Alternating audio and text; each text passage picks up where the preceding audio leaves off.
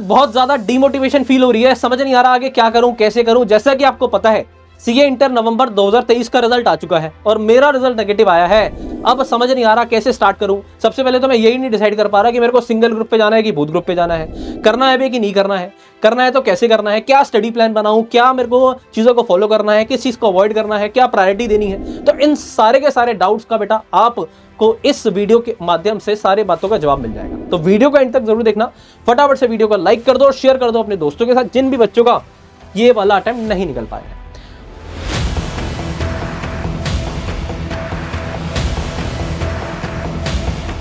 तो आज की वीडियो में बात करने वाले हैं last 4 month study plan guaranteed pass. जी हां, अगर आपने वीडियो एंड तक देखी तो गारंटेड पास ये मई 2024 आपका आखिरी अटेम्प्ट होगा और उसके बाद आपको ये फ्रेज दोबारा दोहराने की जरूरत नहीं पड़ेगी कि try and never surrender because there is May after every November, क्योंकि आपका मई 2024 लास्ट अटेम्प्ट होने वाला है। तो चलिए देखते हैं सबसे पहले कि आपके दिमाग में डाउट्स क्या आ रहे हैं। तो बेटा जो सिचुएशंस बन रही है वो कुछ इस तरीके से बन रही है कि बहुत सारे बच्चों ने बोथ ग्रुप के लिए प्रिपेयर करा था, बोथ ग्रुप के लिए प्रिपेयर करा और उनका क्लियर नहीं हुआ, ठीक है ना। अब क्लियर नहीं हुआ, बट बेटा अगर आपके क्लियर नहीं हुआ और किसी एक सब्जेक्ट में अगर 160 170 के आसपास है और दूसरे सब्जेक्ट में 130 के आसपास है, 120 के आसपास है, ज्यादातर बच्चों का ऐसे ही आ रहा है कुछ, और या फिर मतलब 300 के आसपास आपका स्कोर बन रहा है बोथ ग्रुप का, तो you should go for both group. बिना सोचे समझे आपको बोथ ग्रुप पे जाना है। अगर 300 से ज्यादा नंबर है आपके बोथ ग्रुप में मिला के तो आपको बोथ ग्रुप पे जाना है, उसमें कुछ भी सोचने समझने की कोई भी जरूरत नहीं है। सबसे पहले तो ये डाउट क्लियर हुआ आपका कि जिन्होंने बोथ ग्रुप के लिए प्रिपेयर करा था उन्हें अभी भी बोथ ग्रुप पे जाना है, उन्हें अपना टारगेट कम नहीं कर देना है। अपने दिमाग से सारी की सारी नेगेटिविटी निकाल दो। सारी की सारी नेगेटिविटी जब तक नहीं निकालोगे तब तक ये बोथ ग्रुप क्लियर करना या सी एंटर क्लियर करना मई 24 में एक पहाड़ जैसा लगेगा। जैसे ही नेगेटिविटी दिमाग से क्लियर हो गई ये सारी की सारी चीजें बहुत ज्यादा आसान हो जाएंगी। उसके अलावा अब बोथ ग्रुप दिया था, सिंगल ग्रुप क्लियर हो गया तो उनके लिए तो ज्यादा टेंशन है नहीं। जो बाकी दूसरा ग्रुप बचा है उसको प्रिपेयर करना है, उसके अंदर भी 2 ही सब्जेक्ट देने होंगे। फॉर एग्जाम्पल ग्रुप 1 अगर आपका हो गया तो कॉस्टिंग तो वैसे ही एग्जाम हो जाएगा। ग्रुप 2 का आपको ऑडिट और एफएमएसएम देना है, तो आपके लिए तो चीजें आसान है। अब सबसे ज्यादा सिचुएशन और दिक्कत उन बच्चों को है जिन्होंने सिंगल ग्रुप दिया था और उनका नहीं निकला। अब नहीं निकला, अब वो सोच रहे हैं कि सर अब मेरे को नहीं समझ आ रहा मेरे को बोथ ग्रुप पे जाना है कि सिंगल ग्रुप पे जाना है। तो बेटा इसके अंदर मैंने 2 पार्ट्स में डिवाइड कर दिया है। अगर आपके मार्क्स जो है वो 150 से ज्यादा है या 150 के आसपास भी है तो आपको सबसे पहले ग्रुप 1 को अच्छे से करना है और ग्रुप 2 को भी प्रिपेयर करना है, यानी कि आपको भी जाना है बोथ ग्रुप पे बिना सोचे समझे बोथ ग्रुप पे। हाँ मेरे को पता है कि आपका दिमाग ये डाइजेस्ट नहीं कर पा रहा है कि सर मेरा एक ग्रुप क्लियर नहीं हो रहा, आप कह रहे हो मेरे को बोथ ग्रुप। बेटा 6 सब्जेक्ट हैं वहां पर, इस बात को समझिए।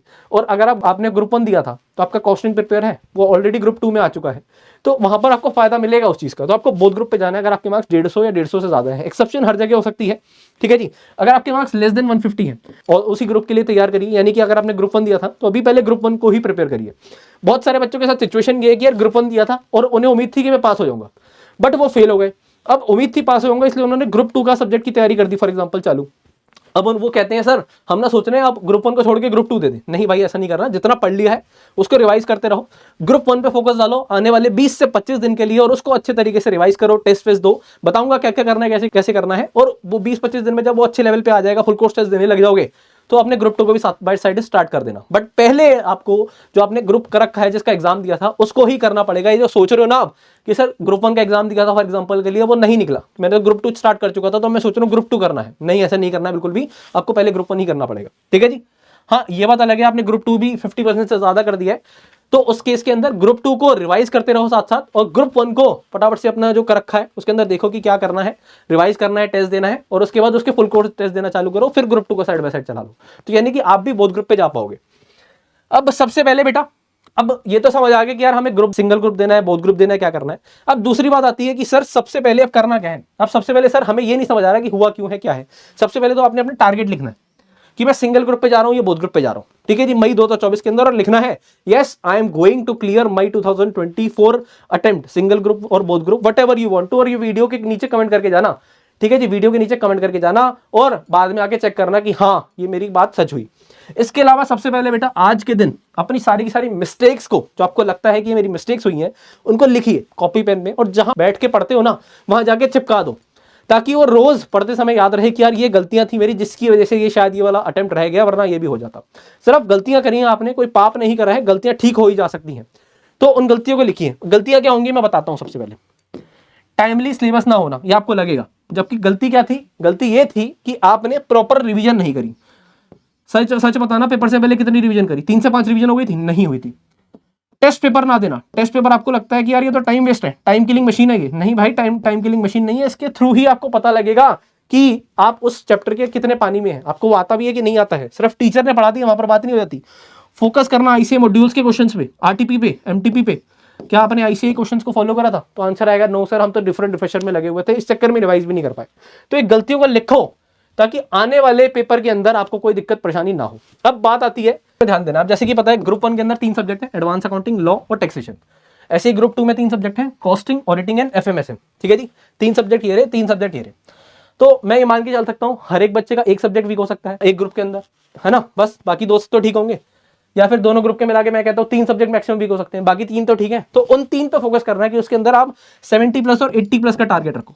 और जो थोड़े वीक है ना, उसके अंदर अगर 50 to 60 भी आ जाएंगे तो चलेगा। ठीक है जी, इसी के लिए देखो जो मैं आपको बता रहा हूं, एडवांस अकाउंट्स के अंदर सबसे पहले आपको फोकस करना है मॉड्यूल 3 पे। मॉड्यूल 3 की वेटेज बेटा 40 to 50 मार्क्स की है। तो मॉड्यूल 3 के अंदर चैप्टर आते हैं internal reconstruction, amalgamation, buyback, branch accounting, और ये अच्छे चैप्टर्स है। 40 to 50 मार्क्स यहाँ से कवर हो रहे हैं, तो इससे ज्यादा को आपको परेशान होने की जरूरत नहीं है, अच्छे चैप्टर्स है। तो सबसे पहले एडवांस अकाउंट्स के अंदर मॉड्यूल 3 यानी कि एडवांस आपको चैप्टर बता दिए। इसके अलावा ये वाले एएस पे फोकस करना है, एएस 1, 2, 4, 5, 9, 10, 12, 16, 19, 20, 26, 29। इसके अंदर करने में समय लगेगा कम और मार्क्स आएंगे ज्यादा, तो ये बता रहा हूं मैं आपको। ठीक है जी, बैच 75 के अंदर भी हम ये वाले चैप्टर्स ही कराने वाले हैं पहले, सबसे पहले। या फिर बैच 75 आपको पता होगा, बैच 75 ग्रूमिंग एजुकेशन एकेडमी लेके आ रहा है, जो कि स्टार्ट हो रहा है 15 जनवरी से। जी हाँ, 15 जनवरी से। और यहां से आप वो चैप्टर्स को कर सकते हैं, क्योंकि क्या कम टाइम के अंदर, बहुत कम टाइम, जैसे कि मैंने आपको बताया बहुत कम टाइम बचा है, तो यहां से उस चैप्टर को करिए, उस चैप्टर के कंसेप्ट क्लियर हो जाएंगे वहां से, और क्वेश्चन भी क्लास में करा दिए जाएंगे। कम टाइम के अंदर ज्यादा चीजों को कराने का यहाँ पर बैच 75 के अंदर हम कराएंगे। और आपने वहां से कर लिया, क्वेश्चन भी बहुत सारे प्रैक्टिस क्लास में हो गए, उसके बाद जो क्वेश्चन होमवर्क में मिले उनको प्रैक्टिस करी, देन टेस्ट देना है और वो भी चेक कराना है दोबारा। ए और बी कैटेगरी के अंदर ये आप देखेंगे ना, जो भी रिपीट कर रहे हैं 70 to 80% कोर्स आपका यहीं पर कवर हो जाएगा। और अगर आपने सिर्फ बैच 75 कर लिया, वहां पर भी हम 70 to 80% वो वाले सिलेबस को रखते हैं जहां से आपके पेपर आने की ज्यादा संभावना है, वहां पर कम मेहनत लग रही है। ठीक है जी। और लॉ के अंदर अगर मैं बात करूं, अदर लॉ, सबसे पहले आपको फोकस करना है अदर लॉ। 30% की वेटेज है। अगर आपको लॉ से डर लगता है तो लॉ के अंदर अदर लॉ 30% की वेटेज, एलएलपी 15% की वेटेज, बहुत ज्यादा आसान है, कोई भी दिक्कत नहीं है। तो यहां पर देखो ना, 3 चैप्टर ये रहे, चौथा चैप्टर ये रहा, 4 चैप्टर से 45% हो गए आपके। क्या 45% जब आप तैयार करोगे, इससे 35 मार्क्स नहीं आ पाएंगे? तो कंपनी लॉ से आपको सिर्फ और सिर्फ पास होने के लिए 5 नंबर चाहिए। अगर 40 मार्क्स लाने दो, 50 नंबर लाने, तो कंपनी लॉ के लिए आप इंपॉर्टेंट चैप्टर्स प्रायोरिटी दे सकते हैं 7, 8, 9, 10, 11 को। तो ये होती है प्रायोरिटी सेट करना।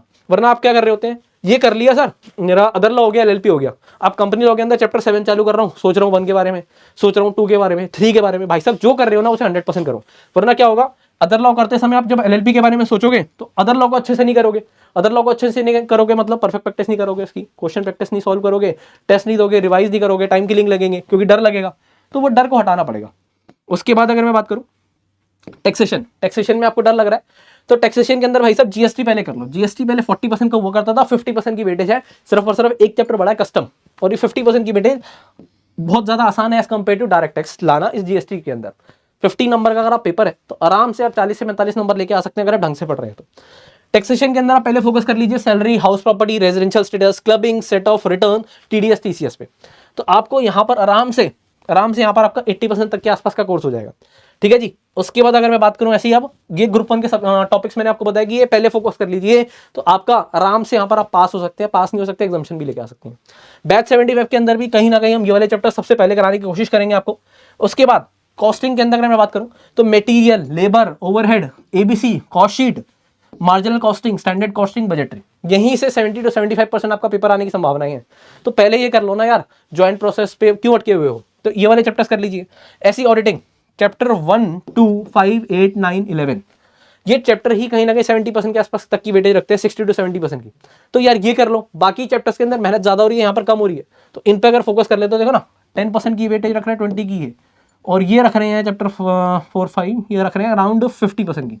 तो 80% तक का चैप्टर यहाँ से आ गया, तो सारे चैप्टर करने की जरूरत भी नहीं पड़ी आपको, आपका एक काम हो गया। तो मैं वही कह रहा था, smart people go for priorities.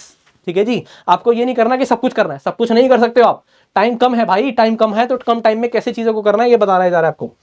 FM के अंदर आप cost of capital structure, leverage, ratios वाले चैप्टर पहले कर लीजिए, और एसएम को पूरा कर लीजिए। एसएम करना आपके लिए आसान रहेगा, कोई भी दिक्कत नहीं आएगी, थ्योरी बेस्ड है और आसान ही है।